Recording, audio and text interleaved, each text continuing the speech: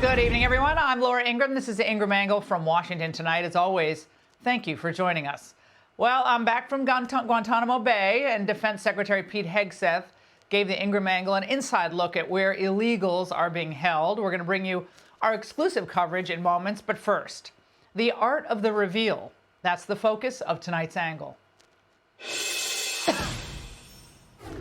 What a novel concept. A president who wants the government to work for, not against us, which means stop blowing our money on pointless wars and start making us money whenever possible.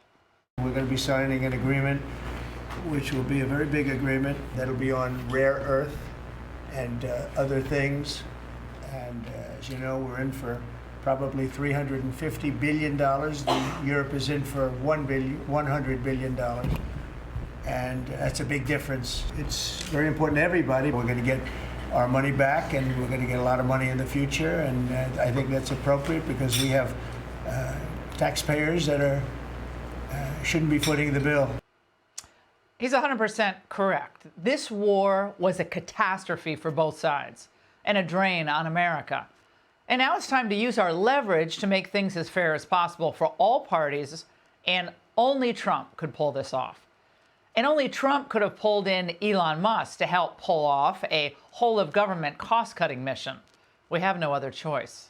We simply cannot sustain, as a country, a $2 trillion deficit. If we don't do this, America will go bankrupt if we're to achieve a $1 trillion deficit reduction in financial year 2026. It requires saving $4 billion per day, every day, from now through the end of September. But we can do it, and we will do it. Well, failure simply is not an option. Thus, the president's team needs information, answers to simple questions from employees who get paid by us. Questions, really difficult ones, like, tell us what you accomplished last week. Now, other than for those employees in very sensitive jobs, I mean, this should be simple, easy, and take no time at all. What we are trying to get to the bottom of is we think there are a number of people on the government payroll who are dead, which is probably why they can't respond.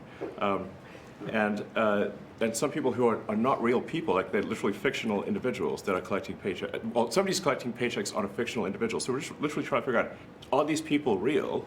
Are they alive? Oh, I love that banner. Are these people real? Are they alive? Well, it's another novel idea, though. Don't pay dead people.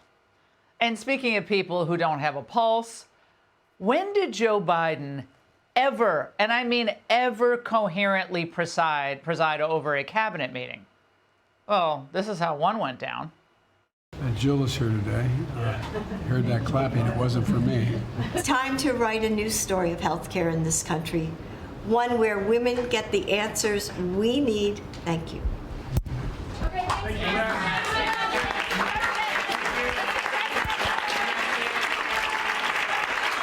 Oh my gosh, I'd totally forgotten that, the one where Jill's reading.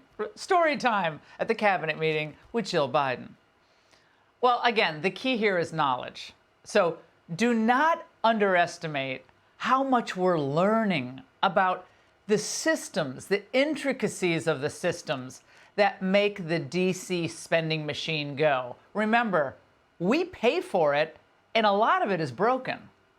Many of these systems are extremely old. They don't communicate. There are a lot of mistakes in the systems. The software doesn't work.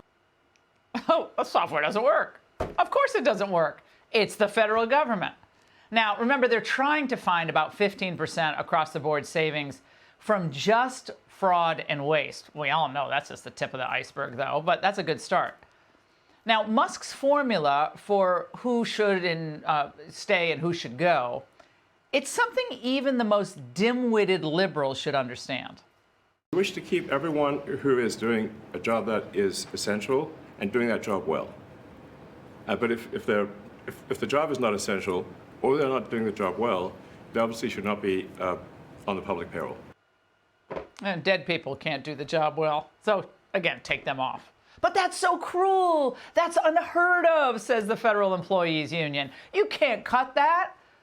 Well, except it's not any of that. The legacy media, they like to ignore the fact that President Clinton actually fired 377,000 federal employees between January 93 and September of 2000. The Trump administration, again, has a goal of about 10% of the workforce, or a total of 230,000 positions cut. It has to happen, and it can't happen fast enough. And actually, when you think about it, I think 230,000 is far too few. But again, we'll take it. So this is all exciting, and it's encouraging. It makes people feel optimistic. But while we are optimistic and while we are excited, at the same time, Trump 2.0 has to be mindful. Just because Democrats are lost now, and they are lost, it doesn't mean they're going to be lost forever. So if it begins to appear that Trump's team loses its way on the America First agenda or focus, well, you risk giving an opening to Democrat populists. Now, they'll be fake populists, but nevertheless, they'll pretend. But Democrats who seize on anything that appears to put foreign workers and foreign countries, especially our adversaries, ahead of American workers and American interests. I see so many things saying that we don't want China in this country. That's not right. We want them to invest in the United States. That's good. There's a lot of money coming in, and we'll invest in China. Well, okay, but China's already bought up American companies, agricultural interests, and huge swaths of land and properties, including some that we've documented here on the Angle near our military bases. But did MAGA turn out for Trump because they wanted more of that? Or they want thousands of more foreign workers here to drive down wages and opportunities for Americans? A fine line must be walked. Americans first, always, no matter what the donors want. But overall, look, this is extremely exciting.